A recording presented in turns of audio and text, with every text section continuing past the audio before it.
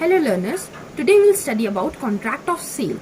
According to section 4 subsection 1, a contract of sale of goods is a contract whereby the seller transfer or agrees to transfer the property in goods to the buyer for a certain price. Contract of sale क्या होता है? जब एक person agree कर जाता है अपने goods को ट्रांसफर करने के लिए बायर को और उसकी जगह पर उसके प्राइस लेने के लिए तैयार हो जाता है, उसे हम बोलते हैं contract of sale. Contract of sale two types के हो सकते हैं, absolute and conditional. Absolute sale क्या होती है? When a person buys something outright, it is an absolute sale. जब at a time on the spot अगर कोई पर्सन चीज को परचेज कर लेता है उसे हम बोलते हैं absolute sale. But if he takes for approval और ट्रायल के लिए ले रहा है या अप्रूव कराने के लिए कि घर में अगर किसी को पसंद आ गया तब मैं इसको खरीद लूंगा, नहीं तो मैं आपको रिटर्न कर जाऊंगा, इस कंडीशन को बोलते हैं conditional sale. Contract of sale बहुत ही वाइडर टर्म है और इसमें हमारी सेल भी इंक्लूड होती है और अग्रीमेंट टू सेल भी इंक्लूड होता है. सेल की डेफिनेशन क्या है? When the ownership of goods is transferred from the seller to the buyer under a contract of sale, a sale is said to have been made. Sale में क्या होगा? Ownership transfer हो जाएगी on the spot from the seller to the buyer. जब हमारी ownership change हो रही है उसे हम बोलते हैं सेल. फॉर एग्जाम्पल, रमन ने शॉपकीपर से वॉच खरीदी 5000 रुपीज की और एट अ टाइम उसने पेमेंट करी और वॉच खरीद ली. वो तो हो जाएगा हमारा सेल, क्योंकि यहाँ पे ओनरशिप ट्रांसफर हो गया, उसने पैसे दे दिए हैं, अब वॉच की ओनरशिप शॉपकीपर से रमन के पास आ गई है, तो उसे हम बोलेंगे कॉन्ट्रैक्ट ऑफ सेल. और दूसरा आता है agreement to sell. When the transfer of ownership of goods under the contract of sale is to take place at future date or on the fulfillment of a condition, it is called agreement to sell. जब हम किसी condition को रख लेते हैं या किसी future date पे परचेज करने की बात करते हैं उसे हम बोलते हैं अग्रीमेंट टू सेल.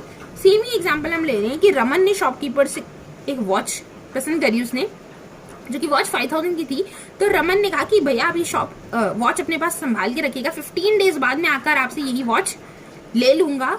तो यहाँ क्या हो जाएगा? Agreement to sell. उसने कॉन्ट्रैक्ट करा एक तरीके से, अपनी बात रखी कि मेरे को 15 डेज बाद मैं आपसे ये ले लूंगा. उसने एट अ टाइम परचेज नहीं करा, ओनरशिप ट्रांसफर नहीं हुई, इसको हम क्या कहेंगे? Agreement to cell.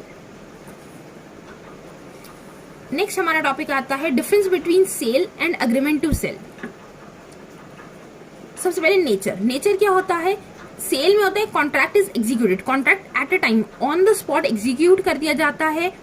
और अग्रीमेंट टू सेल में कॉन्ट्रैक्ट जो होता है एग्जीक्यूटरी होता है. क्यों? क्योंकि एक फ्यूचर डेट में हमारा कॉन्ट्रैक्ट कंप्लीट होगा, किसी कंडीशन के फुलफिल होने के बाद या किसी फ्यूचर डेट पर होगा, तो हम उसको क्या बोलेंगे? Agreement to cell.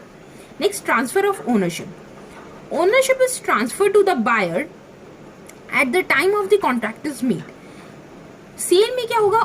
Ownership eight the time, जैसे ही हमने सेल परचेज करी या सेल करा उसी टाइमिंग पे कॉन्ट्रैक्ट जैसे ही होगा उसी टाइमिंग पर ओनरशिप ट्रांसफर हो जाएगी from the seller to the buyer. लेकिन जो अग्रीमेंट टू सेल होता है उसमें not transfer at the time of contract, contract के टाइमिंग पे नहीं ट्रांसफर होती ओनरशिप. ओनरशिप कब ट्रांसफर होती है? जब पूरा सेल एग्जीक्यूट हो जाता है, जब पूरा कॉन्ट्रैक्ट एग्जीक्यूट होता है उसके बाद ओनरशिप हमारी ट्रांसफर होती है.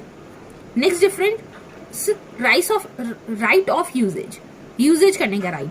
Buyer has the right to use the goods he buy. Buyer के पास ये राइट होता है जो भी गुड्स उसने खरीदे हैं कॉन्ट्रैक्ट ऑफ सेल में उन्हें वो यूज कर सकता है क्योंकि उसके पास ओनरशिप आ गई है. लेकिन अग्रीमेंट टू सेल में क्या होता है? उसके पास ओनरशिप नहीं है उन गुड्स की, so he doesn't have any right to use the product. और तब तक वो नहीं यूज कर सकता उन्हें जब तक कि उसके पास ओनरशिप ट्रांसफर नहीं हो जाती. Risk of loss. अगर कोई लॉस हो जाता है उन गुड्स का तो क्या होगा? फॉर एग्जाम्पल, मैंने वो घड़ी परचेज करी, ट्रांजिट के टाइमिंग पे वो घड़ी टूट गई, मेरे पास घर आते आते वो घड़ी टूट गई. इसमें क्या हुआ? सेल में मैं वो उसके पेमेंट कर चुकी थी, तो वो घड़ी के पेमेंट का जो लॉस होगा, घड़ी वो जो टूटी है वो मेरे वजह से टूटी है, तो यहाँ पे रिस्क किसका हो जाएगा? बायर का, जिसने परचेज करा है. लेकिन अग्रीमेंट टू सेल में क्या होगा? जब तक कॉन्ट्रैक्ट फुलफिल नहीं हो जाता तब तक उस गुड्स की में कोई भी लॉस होता है वो लॉस सेलर का होगा. जो हमने एग्जाम्पल करा कि रमन ने अपनी शॉपकीपर का कहा था भैया ये वॉच संभाल के रखिएगा, 15 डेज बाद मैं आपसे लेकर जाऊंगा. उन्हीं 15 डेज के बीच में अगर उस घड़ी को कुछ प्रॉब्लम हो जाती है, वो टूट जाती है, कोई डिफेक्ट हो जाता है उसमें, तो वहां पर जो भी लॉस होगा वो कौन बियर करेगा? सेलर बियर करेगा.